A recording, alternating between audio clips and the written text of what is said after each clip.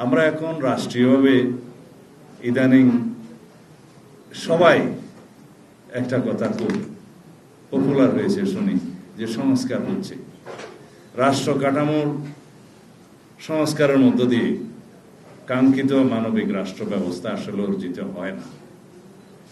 কারণ এই রাষ্ট্র ব্যবস্থাটা যারা পরিচালনা করবে তাদের মানসিক সংস্কার হওয়া দরকার, জনগণের মানসিক সংস্কার হওয়া দরকার, আমাদের দৃষ্টিভঙ্গির সংস্কার হওয়া দরকার, এবং এই সমাজের মানুষের, আমাদের রাজনৈতিক নেতৃবৃন্দের, যারা রাষ্ট্র পরিচালনা করে তাদের সম্মিলিতভাবে সবার মানসিক সংস্কারের মধ্য দিয়েই আমরা যদি রাষ্ট্র কাঠামোর সংস্কারটা বাস্তবায়ন করতে পারি তাহলেই 2 2 4 হবে।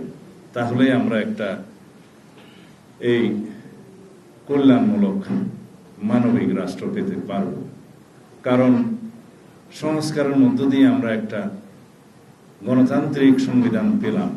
সেই গণতান্ত্রিক সংবিধানের মাধ্যমে যে সরকার ব্যবস্থা গঠিত হবে, তাদেরকে, সেই ব্যবস্থাকে যারা পরিচালনা করবে তাদের যদি মানসিক সংস্কার এবং দৃষ্টিভঙ্গি না পাল্টায়, এবং অপর পক্ষে যারা রাষ্ট্রের জনগণ, যারা বেনিফিশিয়ারি, যারা সরকার যাদের কাছে দায়বদ্ধ, সমাজ যাদের কাছে দায়বদ্ধ, তাদেরও যদি দৃষ্টিভঙ্গি না পাল্টায় তাহলে মানবিক রাষ্ট্রটা হবে না।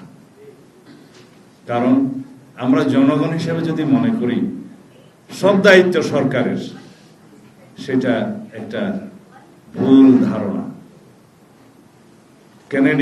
রবার্ট কেনেডি যখন রাষ্ট্রের প্রথমবার আমেরিকার প্রেসিডেন্ট হলেন, তিনি বলেছিলেন, আমি 3 জেনারেশনকে কিছু দিতে পারবো না, হয়তো 3rd জেনারেশন কিছু পাবে।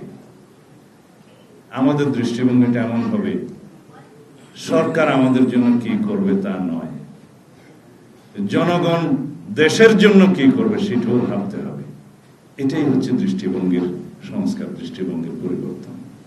তাহলেই আমরা জনগণ এবং দায়বদ্ধ সরকার জনগণের কাছে এই উভয়েই মিলে একটা আমাদের কাঙ্ক্ষিত রাষ্ট্র ব্যবস্থা, সরকার ব্যবস্থা, সমাজ ব্যবস্থা প্রতিষ্ঠিত করতে পারব।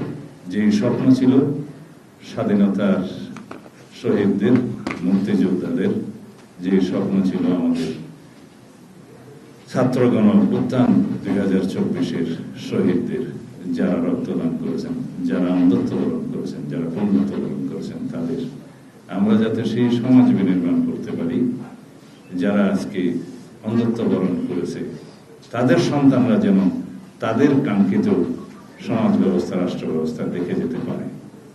আমরা সবসময় বলি, শত সহস্র শহীদের রক্তের আকাঙ্ক্ষা আমাদের পূর্ণ করতে হবে। কারণ আমাদের এই মুক্তির মন্দিরে সোপানতলে কত প্রাণ হলো বলিদান লেখা আছে অশ্রুজলে। আমাদের তো অশ্রুজলের চাইতেও বেশি বলতে হবে। আমাদের রক্তধারায় লিখিত আছে এই ফ্যাসিস্ট পতনের আন্দোলনের শহীদদের কাহিনী।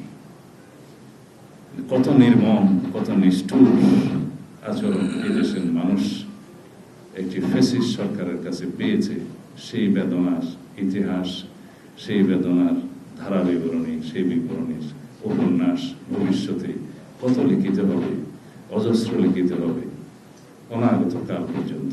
আমরা তখন বুঝতে পারব কত নিষ্ঠুর আচরণের শিকার হয়েছিল এই ভূখণ্ডের মানুষ। তারপরও আমরা দেখি সেই ফ্যাসিস্টের মধ্যে কোনো অনুশোচনা নেই, বেদনা নেই, কোনো অপরাধের স্বীকারোক্তি নেই, বরং দ্বন্দ্ব দেখি আমরা। সেটা দেশের মানুষের জন্য আমরা বলবো যে সেই স্বৈরাচারের দাম্ভিক আচরণ আমরা যতই দেখব আমাদের মনে হবে যেন আমরা ভবিষ্যতে এরকম কোন রকমের ফ্যাসিবাদের উৎপত্তি না হতে দিই, সেভাবেই যেন আমরা রাষ্ট্র ব্যবস্থাটা পরিচালিত করি।